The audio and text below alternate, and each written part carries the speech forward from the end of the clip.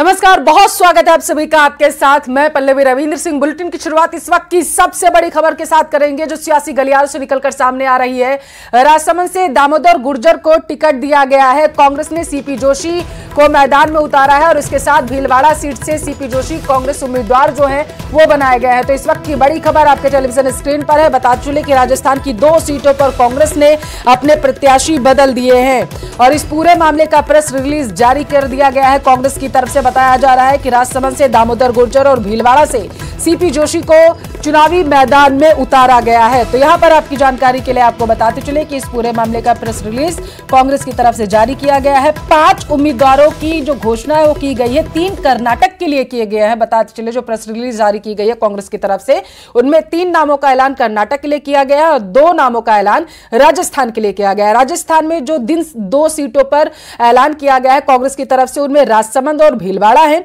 राजसमंद से बताते चले कि डॉक्टर दामोदर गुर्जर को चुनावी मैदान में उतारा गया है, सुदर्शन रावत की जगह पर इनको उतारा गया है और वहीं भीलवाड़ा से डॉक्टर सीपी जोशी चुनावी ताल ठोकते हुए नजर आएंगे। डॉक्टर दामोदर गुर्जर की जगह पे इन्हें चुनावी मैदान में यहां पर उतारा गया है। तो सुदर्शन रावत राजसमंद से इस वक्त की बड़ी खबर आपके टेलीविजन स्क्रीन पर है। कांग्रेस ने पूरे मामले का बताते चलें कि नोटिफिकेशन जारी कर दिया है। सूची जारी कर कांग्रेस ने यह बताया है कि 2 प्रत्याशी जो हैं राजस्थान की सीट पर उन्होंने बदल दिए हैं और ये हैं राजसमंद और भीलवाड़ा। भीलवाड़ा में सीपी जोशी जो हैं उनको कांग्रेस ने अपना प्रत्याशी बनाया है। बताते चले कि यहां पर पहले जो है दामोदर गुर्जर को चुनावी मैदान में उतारा गया था कांग्रेस की तरफ से और माना यह जा रहा था कि फाइनल नाम यही होंगे। हालांकि सियासी समीकरणों को साधने के लिए और इसके साथ साथ महत्वपूर्ण ये कि जातिगत समीकरणों को भी साधने के लिए ऐसा माना जा रहा है कि यह फैसला कांग्रेस की तरफ से कहीं ना कहीं किया गया है। तो इस वक्त की बड़ी खबर आपके टेलीविजन स्क्रीन पर है। भीलवाड़ा सीट से बताया जा रहा है कि सीपी जोशी कांग्रेस उम्मीदवार होंगे। सीपी जोशी कांग्रेस के पहले ब्राह्मण उम्मीदवार हैं। राजसमंद से दामोदर गुर्जर को मैदान में उतारा गया है। दामोदर गुर्जर को पहले भीलवाड़ा से उतारा गया था, जैसा कि हमने आपको भी बताया। तो वही सुदर्शन रावत राजसमंद सीट से पीछे हटे हैं। पार्टी ने अब दामोदर गुर्जर की सीट जो है वो बदल दी है। तो इस वक्त की बड़ी खबर आपके टेलीविजन स्क्रीन पर।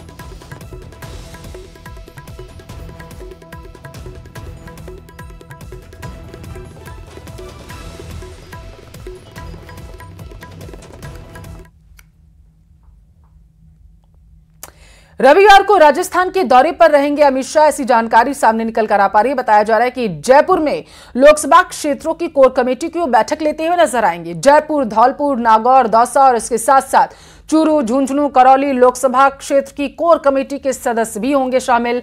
अमित शाह का सीकर में एक रोड शो भी होगा, ऐसी जानकारी है। रविवार शाम तकरीबन 4 बजे के आसपास सीकर में वो रोड शो करते हुए नजर आएंगे। तो इस वक्त की सबसे बड़ी खबर है, बताया जा रहा है कि केंद्रीय गृह मंत्री अमित शाह राजस्थान के दौरे पर रहेंगे। सीकर में उस दौरान मौजूद रहेंगे और इसके साथ साथ रोड शो करेंगे। अभिवादन जहां वो लोगों का स्वीकार करते हुए नजर आएंगे, तो वहीं बीजेपी के पक्ष में वोट करने की अपील जनता से करते हुए केंद्रीय गृह मंत्री अमित शाह नजर आएंगे। तो इस वक्त की बड़ी खबर है। रविवार को बताया जा रहा है कि राजस्थान के दौरे पर केंद्रीय गृह मंत्री अमित शाह आ रहे हैं और इस दौरान सीकर में उनका एक रोड शो का आयोजन किया जा रहा है।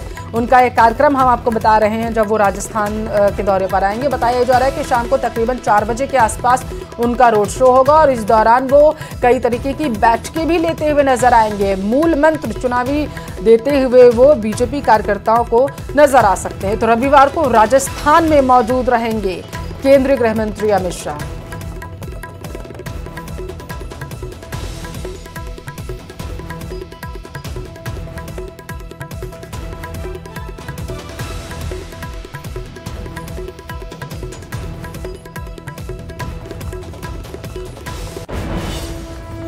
और उधर मुख्यमंत्री भजनलाल शर्मा कल जोधपुर जाएंगे। ऐसा बताया जा रहा है कि गजेंद्र सिंह शेखावत की नामांकन सभा में वो शामिल होंगे। जोधपुर से बीजेपी प्रत्याशी गजेंद्र सिंह शेखावत हैं। कल नामांकन भरेंगे शेखावत और इसके साथ सीएम विशेष विमान से कल जोधपुर पहुंचेंगे। सीएम के दौरे को लेकर पुलिस पूरी तरीके से अलर्ट है। जायजा लिया गया है आज सीएम के दौरे से पहले। तो इस वक्त की बड़ी खबर आपके टेलीविजन स्क्रीन पर है। बताते चले कि नामांकन का दौर जो है वो लगातार जारी है। पहले चरण का नामांकन जो है वो संपन्न हो चुका है। दूसरे चरण के लिए नामांकन की प्रक्रिया लगातार जारी है। जोधपुर से प्रत्याशी हैं गजेंद्र सिंह और उन्हीं के नामांकन जब वो भरेंगे तो इसमें सीएम जो है वो शिरकत करेंगे, ऐसी जानकारी सामने निकल कर आ पा रही है। और विशेष विमान से जोधपुर पहुंचेंगे सीएम भजन लाल शर्मा। तो सीएम के दौरे को लेकर प्रशासन पूरी तरीके से अलर्ट है, क्योंकि सीएम पहुंचेंगे तो उसकी वजह से पहले ही प्रशासन के आला अधिकारी जो हैं वो मौका मुआयना करने के लिए और स्थितियों का जायजा लेने के लिए मौके पर पहुंच चुके थे और पूरी स्थितियों का जायजा ले लिया गया है। सुरक्षा के पुख्ता इंतजाम इस दौरान किए गए हैं। तो कल नामांकन दाखिल करते हुए, पर्चा भरते हुए नजर आएंगे शेखावत।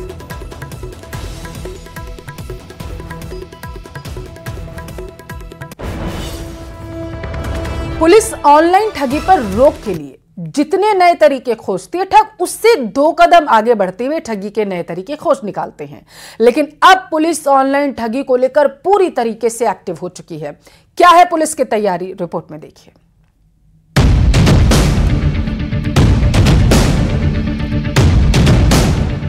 ऑनलाइन ठग आपके आसपास भी हो सकते हैं, जरा बच के और सावधान रहें। ये ठग आपकी कमजोरी का फायदा उठाएंगे और लाखों रुपए ठग लेंगे। आप ना चाहते हुए भी ठगों के जाल में फंस जाएंगे। हालांकि ठगी की अनेकों घटनाएं तो आपने भी जरूर सुनी ही होंगी, लेकिन अब पुलिस ने इन ठगों से निपटने के लिए नया तरीका खोजा है, क्योंकि ठगों ने भी ठगी का नया तरीका अपनाया है, जिसमें आईबी, सीबीआई, इंटरपोल और Indian cyber crime coordination centre का अधिकारी बनकर फोन कॉल्स करते हैं। फिर पीड़ित को यह कहकर डराते हैं कि आपके खिलाफ मुकदमा दर्ज हुआ है। गिरफ्तारी का डर दिखाकर मामले को रफा दफा करने के बहाने मोटी रकम ऑनलाइन ट्रांजैक्शन के जरिए हड़पने का प्रयास करते हैं। हर रोज कुछ ना कुछ इस फील्ड में नया नया आ रहा है टेक्नोलॉजी के रूप में, और ये टेक्नोलॉजी साइबर क्रिमिनल्स को, क्योंकि उन पे कोई प्रोसीजर्स और दूसरी चीज़ें लागू नहीं है सरकार के डिपार्टमेंट्स की तरह, वो तुरंत इन टेक्नोलॉजीज को अडॉप्ट करके और आम जन को और बड़े बड़ी जो फर्म्स हैं, बैंक्स हैं, उनके सिस्टम्स को वो छेड़ते हैं, हैक करते हैं। पीड़ित जब रकम देने में आनाकानी करता है, तब इन जांच एजेंसी और पुलिस अफसरों के नाम से फर्जी डिजिटल दस्तावेज तैयार कर उनके नाम से नोटिस, गिरफ्तारी वारंट तैयार करके भेज देते हैं। इसके अलावा साइबर ठगों द्वारा डिजिटल जाली दस्तावेजों में जांच एजेंसियों के LOG और फर्जी हस्ताक्षर करके पॉक्सो एक्ट, चाइल्ड पोर्नोग्राफी और IT एक्ट से संबंधित अपराधों का डर दिखाकर आम जन को डराया जाता है। साउथ इंडियन स्टेट से लेके आते हैं और उस एक सिम को 1-2 क्राइम में यूज किया, उसको फिर उन्होंने यूज नहीं किया। इवन मोबाइल इंस्ट्रूमेंट्स भी बदलते रहते हैं। लेकिन कुछ हद तक हमने बहुत सारे नंबर्स आइडेंटिफाई किए हैं, और मैं आपकी जानकारी के लिए बता दूं, करीब करीब 2 लाख सिम पिछले 1 साल में 2 लाख सिम्स को हमने DOT को लिख के ब्लॉक करवाया। वहीं भरतपुर के डीग में साइबर टीम ने एक्शन शुरू कर दिया है। पश्चिम बंगाल में साइबर ठगों को सिम उपलब्ध कराने वाली गैंग का पर्दाफाश करते हुए 3 आरोपियों को गिरफ्तार किया है। पुलिस ऐसे गैंग को लेकर भविष्य में बड़ी तैयारी कर रही है। इस काम को कर रही, जो सिम खरीद के ला रही है, जो सिम बेच रही है, जो साइबर क्राइम कर रही है, ठगी कर रही है, जो अकाउंट से पैसे निकाल के ला रही है, इनको बंद करना कहीं ज्यादा प्रभावी है और उसका हमें असर भी दिख रहा है। साइबर क्राइम की घटनाओं में दिनों दिन कमी आ रही है। ये साइबर क्रिमिनल्स इन नई तकनीक को अडॉप्ट कर बैंक, टेलीकॉम और अन्य संस्थानों के सिस्टम को हाईजैक कर डेटा चुराकर साइबर ठगी करते हैं। DG रवि प्रकाश मेहरा ने आम जन से इन साइबर ठगों के तरीकों से डरने के बजाय सतर्क रहने की अपील की है। वहीं तत्काल शिकायत के लिए हेल्पलाइन नंबर और national cyber crime reporting portal पर शिकायत करने की बात कही है। Bureau report, news 18 Rajasthan.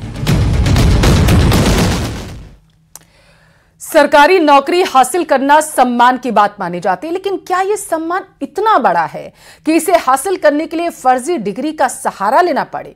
नहीं, लेकिन कुछ लोग इस बात को नहीं समझते और उम्र भर के लिए पछताते रह जाते हैं। रिपोर्ट में समझिए।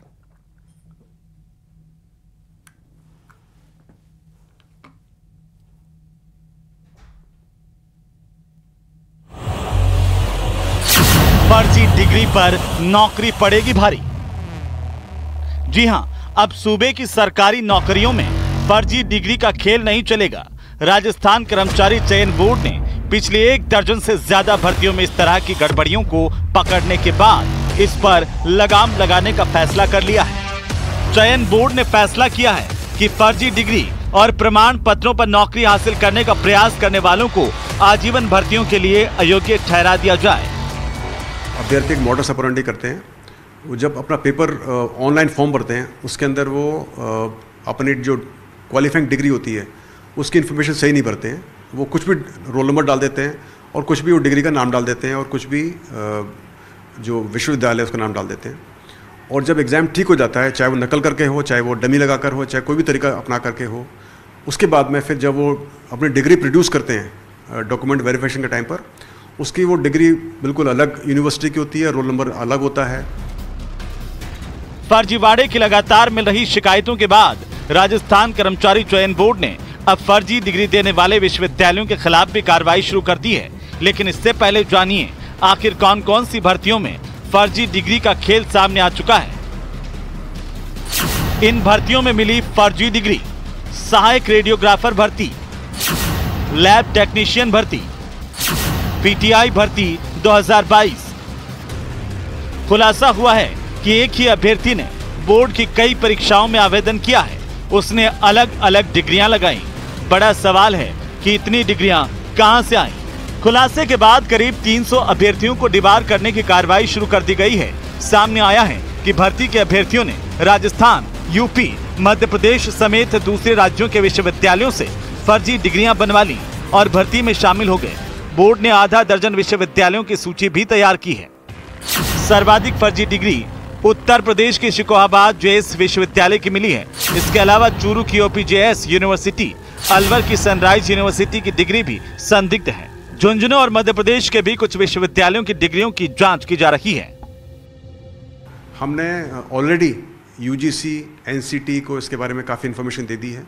2 यूनिवर्सिटीज़ के खिलाफ मैंने यूजीसी में कंप्लेंट भी की है। 2 यूनिवर्सिटी के खिलाफ मैंने राजस्थान सरकार को भी कंप्लेंट की है, यूपी गवर्नमेंट को कंप्लेंट की है।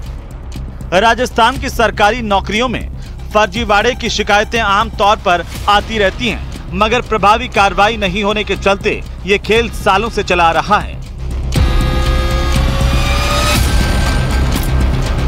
फिलहाल राजस्थान कर्मचारी चयन बोर्ड की ओर से कागजी कार्रवाई के बाद में अब कानूनी कार्रवाई को शुरू करने के लिए कहा गया है। उम्मीद की जानी चाहिए कि राजस्थान कर्मचारी चयन बोर्ड के इस पहल से राजस्थान के अंदर युवा बेरोजगारों के साथ में फर्जी डिग्री के माध्यम से होने वाला धोखा नहीं हो सकेगा और पात्र युवाओं को सरकारी नौकरी में जगह मिल सकेगी। कैमरा पर्सन अविनाश के साथ लवली वधवा, न्यूज़ 18 जयपुर। और अजमेर से बड़ी खबर आ रही है, आप तक पहुंचाएंगे। कांग्रेस प्रत्याशी रामचंद्र चौधरी की नामांकन सभा में गुटबाजी की खबरें सामने आई। सभा में नेताओं के नहीं पहुंचने पर चर्चाओं का दौर और ज्यादा गर्म हो गया। पायलट और प्रत्याशी रामचंद्र में राजनीतिक अदावत रही है। पूर्व मंत्री रघु शर्मा के नहीं आने पर भी सवाल उठे हैं। पूर्व विधायक राकेश पारीक भी सभा में नहीं पहुंचे, ऐसी जानकारी है। तो नेताओं के नहीं पहुंचने पर सभा फीकी जरूर नजर आई, लेकिन वहीं दूसरी तरफ सियासी गलियारों में तमाम तरीके की अटकलें जो हैं वो लगाई जाने लगी। सचिन पायलट के समर्थक भी सभा में नहीं पहुंचे, ऐसी जानकारी है।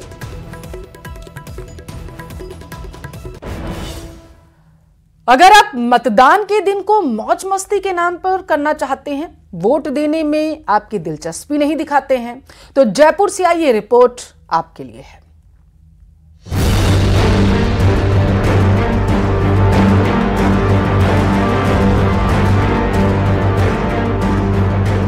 साल दर साल बढ़ रहे वोटर, वोटिंग क्यों नहीं हो रही धुआंधार?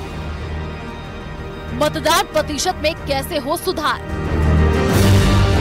अप्लाई करिए, अपना नाम भी सर्च कर सकते हैं या अपनी शिकायत अभी भी दर्ज कर सकते हैं। हम लोग तुरंत उन शिकायतों का भी निस्तारण करते हैं। हमारा 1950 नंबर है, टोल फ्री नंबर है।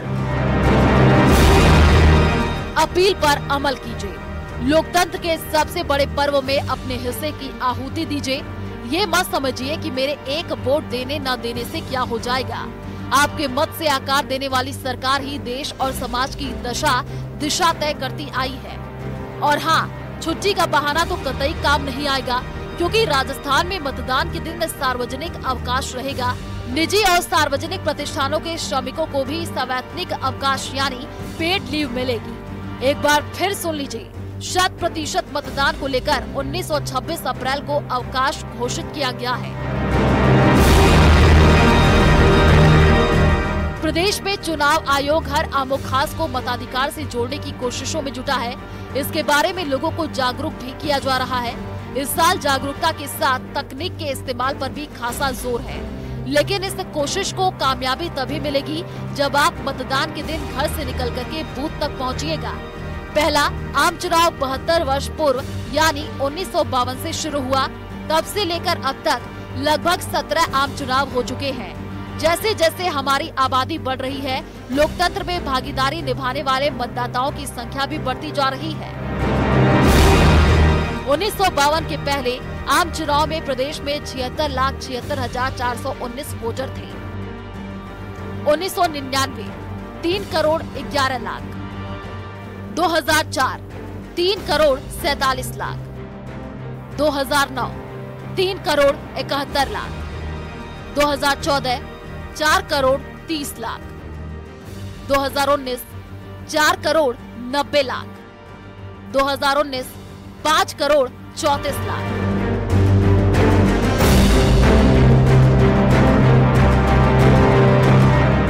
पहले चरण के लिए 2 करोड़ 54,29,610 मतदाता हैं, जिनमें से 1 करोड़ 20 लाख से अधिक महिलाएं हैं। सबसे अधिक 22,87,350 मतदाता जयपुर लोकसभा क्षेत्र में हैं, जबकि दौसा लोकसभा क्षेत्र में सबसे कम 18,99,304 मतदाता हैं। 100 वर्ष से अधिक उम्र के सबसे अधिक 1802 मतदाता झुंझुनू क्षेत्र में हैं, जिनमें 120 वर्ष से अधिक उम्र के 13 मतदाता भी शामिल हैं। साल 2014 के मुकाबले साल 2019 में राजस्थान में 60 लाख से ज्यादा मतदाता बढ़ गए थे, लेकिन साल 2019 के मुकाबले अब साल 2024 में जो मतदाताओं की संख्या में इजाफा हुआ है वो 54 लाख का है, यानी 6 लाख पिछली बार के मुकाबले कम मतदाता बढ़े हैं। वृद्धि दर के हिसाब से अगर देखा जाए तो साल 2014 में जो मतदाताओं की संख्या में इजाफा हुआ था वो 15% से ज़्यादा था। साल 2019 में मतदाताओं की संख्या का इजाफा 13% पर आकर के सिमटा, तो साल 2024 में अब ये इजाफा 8% पे ही रह गया है। हालांकि राजस्थान के हिसाब से देखा जाए तो लगातार यहाँ पर मतदाताओं की संख्या में इजाफा तो हो रहा है, लेकिन जो वृद्धि दर थी वो अब धीरे धीरे कम होती जा रही है। कैमरा पर्सन दिलीप चेची के साथ में अरबाज अहमद, न्यूज़ 18 के लिए जयपुर से। बागीदौरा विधानसभा सीट पर उपचुनाव के लिए बीजेपी ने सुभाष तंबोलिया को उम्मीदवार घोषित कर दिया। ये सीट 19 फरवरी को तत्कालीन कांग्रेस विधायक महेंद्रजीत सिंह मालवीय के इस्तीफा देने से खाली हुई थी। मालवीय कांग्रेस छोड़कर बीजेपी में शामिल हो गए थे। कांग्रेस ने अभी प्रत्याशी का ऐलान नहीं किया। बागीदौरा सीट पर 26 अप्रैल को वोटिंग होगी। परिणाम 4 जून को घोषित किए जाएंगे। आपको बताते चले कि सुभाष तंबोलिया ने 10 मार्च को बांसवाड़ा में बीजेपी प्रदेश अध्यक्ष सीपी जोशी की मौजूदगी में पार्टी ज्वाइन की थी। वो मालवीय समर्थक माने जाते थे। तंबोलिया बागीदौरा और गांगड़तलाई से पंचायत समिति के प्रधान रहे हैं। अभी गांगड़तलाई पंचायत समिति से उनकी मां विसले देवी तंबोलिया प्रधान हैं।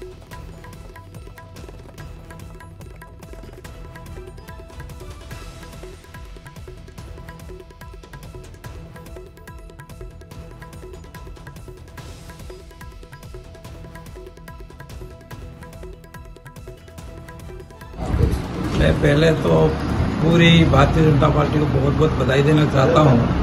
माननीय प्रधानमंत्री जी को, माननीय अमित शाह जी को, आदरणीय सीपी जोशी साहब को और हमारे अध्यक्ष जी और हमारे ओम पालीवाल जी को, और विशेषकर मैं आदरणीय साहब को बहुत बहुत धन्यवाद देना चाहता हूं कि आपने पूरे क्षेत्र के विकास के लिए जो मुझे टिकट दिया है, मैं उनके साथ कंधा मिलाकर साथ चलूंगा।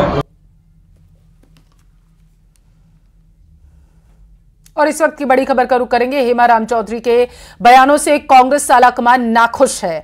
आलाकमान की नाराजगी के बाद हेमाराम ने माफी मांगी है। तो इस वक्त की बड़ी खबर है आपके टेलीविजन स्क्रीन पर, बयानों के बाद माफी मांगी गई है हेमाराम की तरफ से।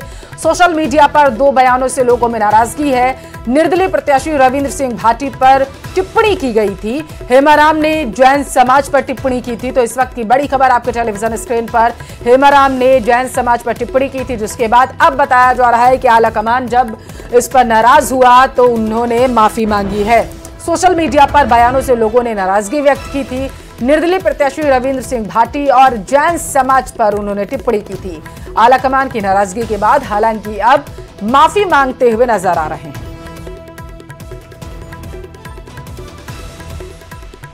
लोकसभा के चुनाव प्रचार के दौरान मेरे द्वारा किसी व्यक्ति, जाति, समाज, समुदाय या धर्म के बारे में कोई ऐसी टिप्पणी करने का मेरा इरादा नहीं था। फिर भी अभी इस चुनाव प्रचार के दौरान मैंने कुछ ऐसी टिप्पणियां की जिससे विशेषकर राजपूत समाज और जैन समाज को ठेस पहुंची। उसके लिए मैं इन समाज से माफी मांगता हूं। और ये बात सही है कि जो मैंने बात कही उससे उनको ठेस पहुंचना भी वाजिब था, और उनको ही नहीं, अब तो मुझे खुद को भी ये महसूस हो रहा है कि मैंने ये बहुत बड़ी भारी गलती की है।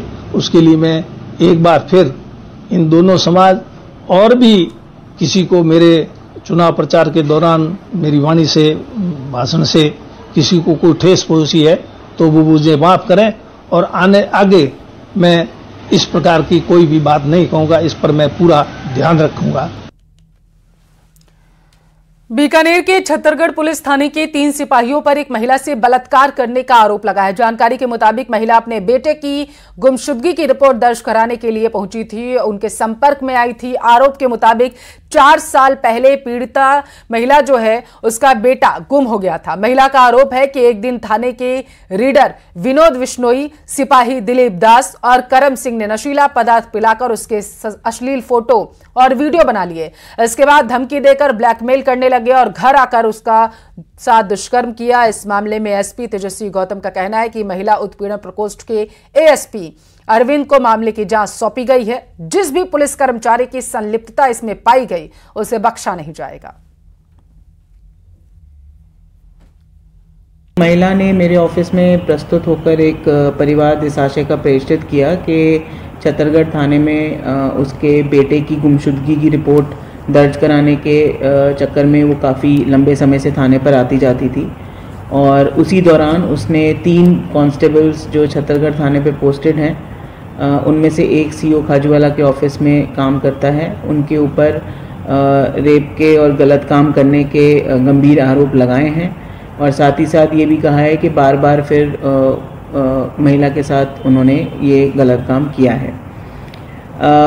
क्योंकि महिला के लगाए गए आरोप बहुत संगीन हैं, गंभीर हैं, इसीलिए तुरंत एफआईआर दर्ज करने के आदेश दिए गए थे। एफआईआर दर्ज की जा चुकी है और special investigation unit for crime against women यानी महिला प्रकोष्ठ के जो हमारे एडिशनल एसपी हैं अरविंद जी, उनके द्वारा इस मामले की जांच की जा रही है। पाली में अफीम तस्करी के झूठे केस में फंसाने वाले गुजरात के पूर्व आईपीएस संजीव भट्ट को पालनपुर की कोर्ट में गुरुवार को 20 साल की सजा सुनाई। साथ ही 2 लाख रुपए का जुर्माना भी लगाया गया। कोर्ट ने पूर्व आईपीएस को 11 धाराओं में दोषी मानते हुए उन्हें सजा सुनाई। पाली के वर्धमान मार्केट में एडवोकेट सुमेर सिंह के भाई ने एक दुकान किराए पर ली थी, जिसमें सुमेर सिंह ने ऑफिस खोला। मकान मालिक दुकान खाली कराना चाहता था, लेकिन किराएदार दुकान खाली करने को तैयार नहीं था, जिसके बाद मकान मालिक ने साजिश के तहत वकील तस्करी के झूठे केस में फंसाया। गुजरात सीआईडी की टीम ने जांच रिपोर्ट के आधार पर आरोपी आईपीएस संजीव भट्ट को गिरफ्तार किया था। कैसा संघर्ष रहा? 28 साल तक मैं इस संघर्ष के इंतजार में रहा कि न्याय की जीत होनी चाहिए, ताकि आम लोगों की भावना भी न्याय के प्रति रहे कि इंतजार हो सकता है लेकिन मुकाम मिलेगा, सफलता मिलेगी। मैंने 28 साल बहुत मुश्किल से गुजारे हैं। पल पल मैं सोचता रहा कि लोग क्या सोचेंगे कि वकील होकर के अफीम जैसे काम करते हैं। डूंगरपुर जिले की अलग अलग थाना पुलिस ने बजरी के अवैध परिवहन और ओवरलोडिंग के खिलाफ बड़ी कार्रवाई को अंजाम दिया। जिले की वर्दा, दोवड़ा, धम्बोला और सागवाड़ा थाना पुलिस ने अलग अलग जगहों पर कार्रवाई करते हुए बजरी से भरे हुए 13 डंपर जब्त किए। मामले की सूचना खनन विभाग को दी गई। खनन विभाग की ओर से अग्रिम कार्रवाई की जाएगी।